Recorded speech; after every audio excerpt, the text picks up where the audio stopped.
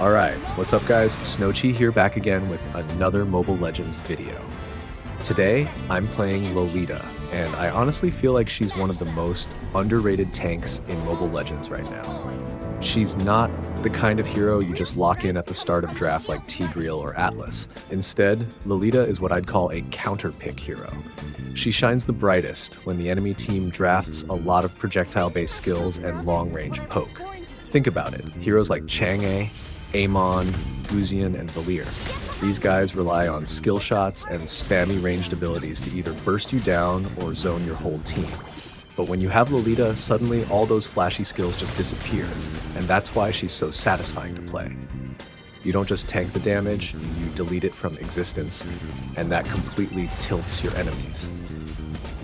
Now, let's talk about her skills, because this is where a lot of her underrated value comes from. Her passive, the Numenon Energy Core, is something players often forget, but it's so strong over time. Every few seconds, Lolita generates small shields for herself and her nearby allies. These shields stack and refresh, so just by standing close, your teammates keep getting free survivability. In poke battles around objectives, this passive is a lifesaver. It softens up the chip damage and keeps your team healthier than the enemy expects. Her first skill, Power Charge, is her mobility and catch tool. Lolita dashes forward and her next basic attack, within a short time, becomes empowered, turning into a second dash that deals physical damage and stuns the target. It's not a knock-up like some people think, it's a short stun, but it's enough to punish assassins who try to dash in and out. A good power charge on someone like Guzian or Amon can stop their combo mid-flow and completely ruin their plan. Then we have her second skill, Guardian's Reflection, which is the heart of her identity. When you activate it, Lolita raises her shield in a fixed direction and blocks incoming ranged basic attacks and projectiles. But it doesn't just block them, it reflects them back at the enemy.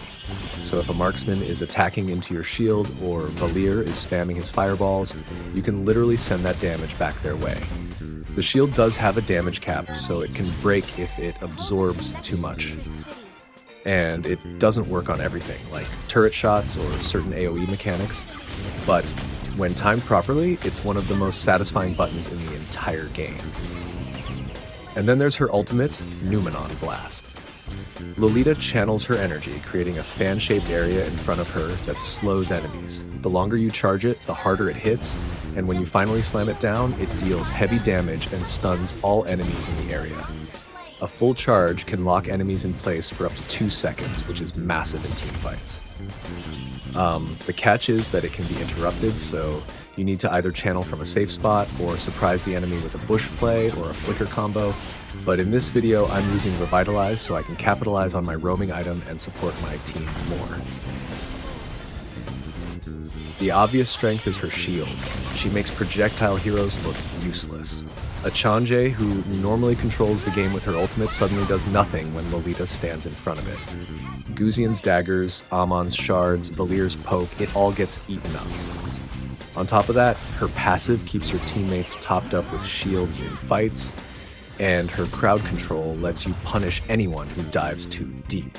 Another strength is how satisfying she feels to play. A lot of tanks just soak damage, but Lolita makes you feel like you're actively outsmarting the enemy. There's no better feeling than timing a Guardian's Reflection perfectly to block a huge ultimate, then countering with a massive Numenon Blast that wins the fight. She gives you both the defensive and offensive playmaking moments in one kit. But Lolita isn't perfect, and that's why she isn't picked as often as other tanks. If the enemy team doesn't rely on projectiles, her shield doesn't have much impact. Against melee-heavy lineups or heroes whose abilities bypass shields, she can feel a lot weaker. Her ultimate, while powerful, is also very predictable. If enemies see you charging it, they can just dash away or stun you before it lands. She also requires patience. If you waste your shield at the wrong time, you might end up with nothing to block the real threat. And if you pick her blind in the wrong draft, she can feel like dead weight compared to tanks who bring reliable CC no matter what. The key to mastering Lolita is timing and positioning. Don't spam her shield every cooldown. Wait for those key skills like Valir's fireballs, Chang'e's ultimate, or Guzian's dagger combo, and then reflect them back. Position yourself between the enemy and your allies so the shield protects your backline. And for her ultimate, creativity is your best weapon.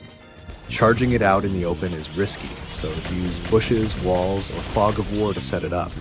Even if you don't hit all 5 enemies, stunning 2 or 3 priority targets can be enough to win the fight. And sometimes, just the threat of the ultimate forces enemies to scatter and burn their mobility skills, making them easier to chase down.